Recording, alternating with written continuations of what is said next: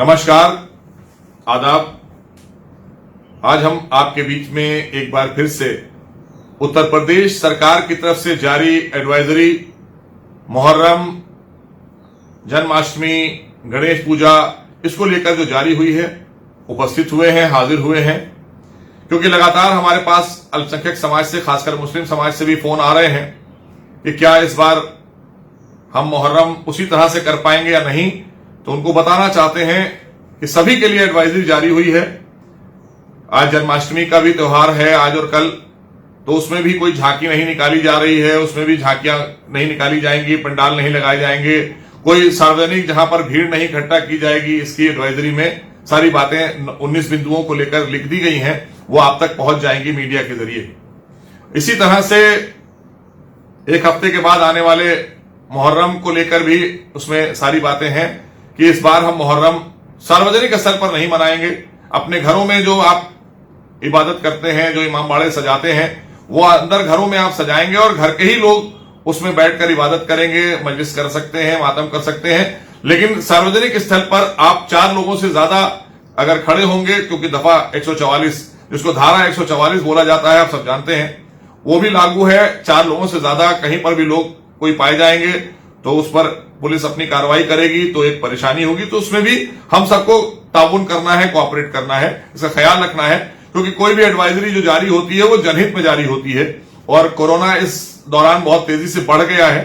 उससे सबको सुरक्षित रखना है, उसके संक्रमण से बचाना है, उसके वायरस से सबको बचाना है। इसीलिए भीड़ वाले कोई भी जगह पर किसी तरह के भी आयोजन पर प्रतिबंध लगा दिया गया है। जो जरूरी चीजें हैं उसके लिए जैसे पहले खुला हुआ था, लोकल एडमिनिस्ट्रेशन आपको बता देगा।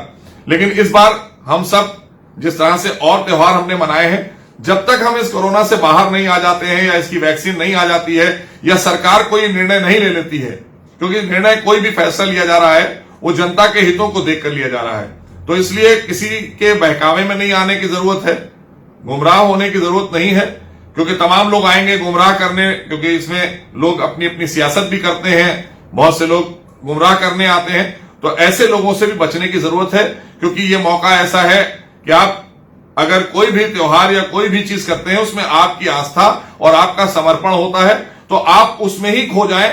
आप ये मान लें कि हमें घर में बैठकर करना है, हमें अब की इस साल सड़क पर नहीं आना है, इमाम चौक पर कोई ताजिया नहीं सजा के बैठना है, कोई अजाखाना जो सार्वजनिक है वहां पर जो चंद लोग रहते हैं, जो बड़े इमाम बाड़े हैं या और भी इमाम बाड़े ऐसे हैं, वहां पर 2-4 लोग जो रहते हैं वही रहेंगे।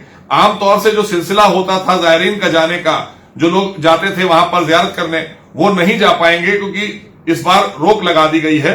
तो इसका बहुत ख्याल रखना है, और अगर कोई जा भी रहे हैं लोग तो हम एक दूसरे को बताना है कि धारा 144 लागू है, इसके तहत हमें इन सब एडवाइजरी का पालन करना है, इसके अनुपालन में ही कोई काम भी करना है, क्योंकि एडवाइजरी जो जारी होती है वो सबके लिए होती है। 23 करोड़ लोगों के लिए उत्तर प्रदेश के जारी की गई है, इसलिए आप सबका ताउन रहा है, आप सबने कोऑपरेट किया है। और हमारे उत्तर प्रदेश के मुख्यमंत्री ने सारे ही लोगों को लेकर वो चले हैं, और जिस तरह से आप देख रहे हैं लगातार वो एक बेहतर से बेहतर काम उत्तर प्रदेश सरकार में हो रहे हैं, वो आपके हितों के लिए हो रहे हैं। तो हम सबको कोऑपरेट करना होगा। सरकार आपके लिए होती है और सरकार आपके लिए काम करती है। तो ये भी जो एडवाइजरी जारी हुई है वो जनहित में जारी हुई है। तो हम सबको इस बात के लिए पूरी तरीके से तैयार रहना है कि इस बार मुहर्रम हम जुलूस की शक्ल में नहीं मनाएंगे, नहीं निकल सकते हैं क्योंकि इस पर रोक है, भीड़ वाली जगह पर नहीं जाएंगे, 4 लोगों से ज्यादा कहीं ना खड़े हों क्योंकि दफा 144 है।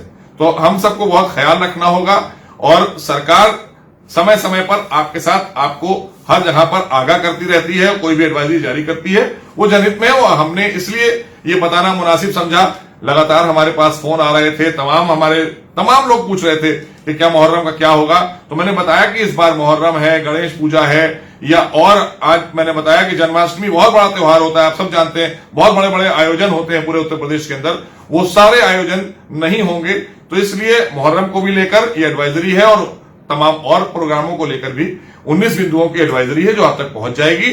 तो इस बार हम सबको इमाम हुसैन की असली कुर्बानी क्या थी, मानवता के लिए, मानवता के लिए जो दी गई कुर्बानी थी, उसको मद्देनजर रखते हुए हमें अपने जज्बातों पर काबू रखना है, उनकी बातों को सुनकर गिरिया करना है, जो करबला में हुआ उसको याद करना है और उसके बाद सब्र से काम लेना है और दुआ करना है। हम सबको मिलकर संत समाज को ईश्वर से, अल्लाह से दुआ करना है कि हम इस कोरोना से जल्दी बाहर निकलें और फिर से आइंदा साल हमारी जिंदगी पटरी पर आए और जैसे हम अपने प्रोग्राम, त्योहार और खुशियां और गम मनाया करते थे वो सब एक साथ खड़े होकर, एक साथ एकजुट होकर मनाएंगे। बस इसीलिए आपको इत्तला करनी थी। बहुत बहुत शुक्रिया, धन्यवाद।